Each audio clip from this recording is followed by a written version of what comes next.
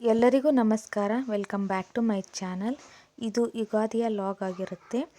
ನಮ್ಮೂರಲ್ಲಿ internet issue ಇರೋ ಕಾರಣ ಸ್ವಲ್ಪ ಲೇಟಾಗಿ ಅಪ್ಲೋಡ್ ಮಾಡಬೇಕಾಯಿತು.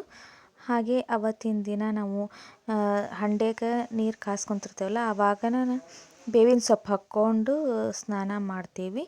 ಸ್ನಾನ ಮಾಡಿ ಎಲ್ಲ ದೇವರಿಗೆ ತುಪ್ಪ ದೀಪ ಹಚ್ಚಿ ಹೊಲಕ್ಕೆ ಹೋಗಿ ಕುಂಟಿ ಹಾಕಿ ಬರ್ತಾರೆ. ಅಷ್ಟರೊಳಗೆ ನಾವು ಹೋಳ್ಗೆ ಮಾಡೋಕ್ಕೆ ಸ್ಟಾರ್ಟ್ ಮಾಡಿದ್ವಿ.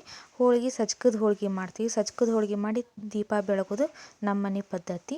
ಅದಕ್ಕೋಸ್ಕರ ಬೆಲ್ಲ ಕರಗಿಸ್ಕೊಂಡು ಅದಕ್ಕೆ ರವೆ ಹಾಕಿ ಅದನ್ನು ಗಟ್ಟಿಗೆ ತಿರುವಿ ಅದನ್ನು ಸಜ್ಕ ರೆಡಿ ಮಾಡಿಟ್ಕೊಂಡ್ವಿ. ಅದು ಆರಿಂದ ಅದನ್ನು ಸಣ್ಣ ಸಣ್ಣ ಉಂಡೆ ಮಾಡಿ ಆಮೇಲೆ ಮೈದಾ ಹಿಟ್ಟು ಕಲಿಸ್ಕೊಂಡ್ರಾಯ್ತು ಅಂತ ಮೈದಾ ಹಿಟ್ಟಿಗೆ ಸ್ವಲ್ಪ ಉಪ್ಪು ಎಣ್ಣೆ ಹಾಕಿ ಹೋಳ್ಗೆ ಅದಕ್ಕೆ ನಾವು ಕಲಿಸ್ಕೊಂಡು ಅದನ್ನು ನೆನೀಲಿ ಅಂತ ರೆಡಿ ಮಾಡಿ ಇಟ್ವಿ. ಆಮೇಲೆ ಅದು ಆಯಿತು.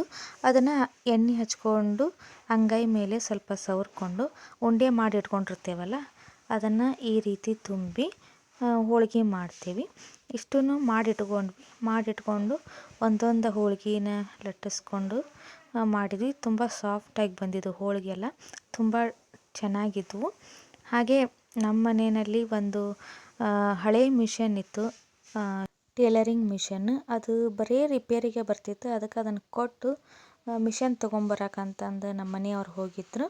ಅಷ್ಟರೊಳಗೆ ನಾವು ಎಲ್ಲವನ್ನು ಅಡುಗೆ ಮಾಡಿದ್ರಾಯ್ತು ಅಂತ ಹೋಳ್ಗೆ ಮಾಡ್ಕೊಂಡ್ವಿ. ಹೋಳ್ಗೆ ಮಾಡ್ಕೊಂಡಿದ್ದ ಸಾಂಬಾರು ಮಾಡಿದ್ರಾಯ್ತು ಅಂತ ಟೊಮೆಟೊ ಮತ್ತು ಮಸಾಲ ಹಾಕಿ ಈರುಳ್ಳಿ ಹಾಕಿ ಎಲ್ಲವನ್ನು ಹುರಿದು ಮಿಕ್ಸರ್ಗೆ ಹಾಕ್ಕೊಂಡು ರೆಡಿ ಮಾಡಿಟ್ಕೊಂಡೆ.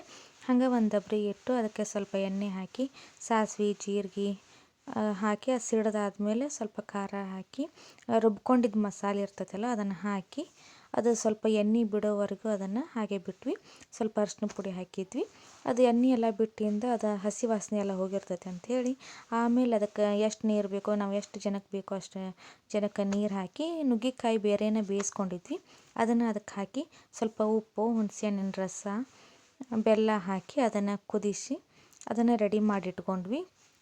ಆಮೇಲೆ ಸಾಯಂಕಾಲ ಆಗಿತ್ತು. ಮಿಷನ್ ತೊಗೊಂಡು ಬಂದ್ರವರು.